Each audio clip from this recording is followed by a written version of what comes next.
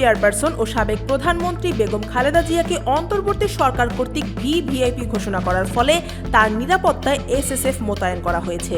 এই খবর সামনে আসার পরই প্রশ্ন উঠেছে, দেশে ফিরলে তার ছেলে ও বিএনপির ভারপ্রাপ্ত চেয়ারম্যান তারেক রহমানও একই নিরাপত্তা সুবিধা পাবেন কিনা।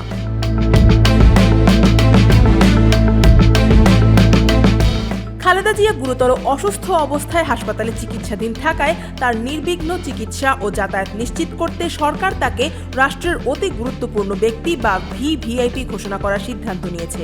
এই সিদ্ধান্তের পর থেকে রাজনৈতিক মহলে আলোচনার কেন্দ্রবিন্দুতে উঠে এসেছে তারেক রহমানের নিরাপত্তা। তিনি বর্তমানে যুক্তরাজ্যে অবস্থান করছেন এবং দেশে ফেরার ব্যাপারে নিজেই বলেছেন, তার সিদ্ধান্ত এককভাবে নির্ভরশীল নয়।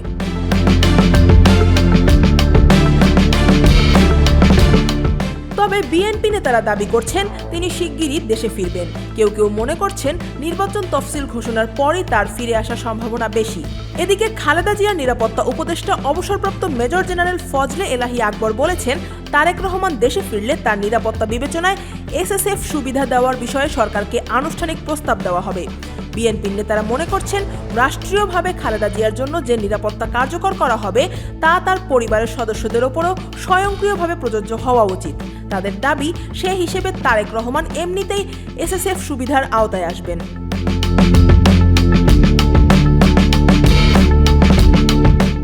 আইন অনুযায়ী ভিভিআইপি হিসেবে রাষ্ট্রপতি ও প্রধানমন্ত্রী ছাড়াও সরকারি প্রজ্ঞাপনের মাধ্যমে ঘোষিত বিশেষ ব্যক্তির নিরাপত্তায় এসএসএফ কাজ করতে পারে।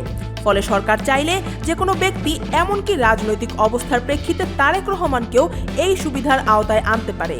তারেক রহমানের দেশে ফেরা নিয়ে আরেকটি প্রশ্ন হলো তার ভ্রমণ নথি।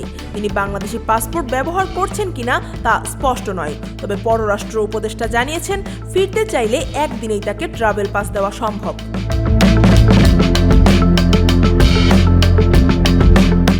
সব মিলিয়ে ধারণা করা হচ্ছে, খালেদা জিয়ার নিরাপত্তার জন্য এসএসএফ মোতায়েন করা হলে পরিবারের সদস্য হিসেবে তারেক রহমানও দেশে ফিরলে একই নিরাপত্তা সুবিধার আওতায় আসতে পারেন। তার বিমানবন্দরে পা রাখা থেকে শুরু করে প্রতিটি পর্যায়ে বিশেষ নিরাপত্তা কার্যকর হতে পারে যদি সরকার শেষ পর্যন্ত সেই সিদ্ধান্ত নেয়। আফিয়া আক্তার, ঢাকা ওয়াচ।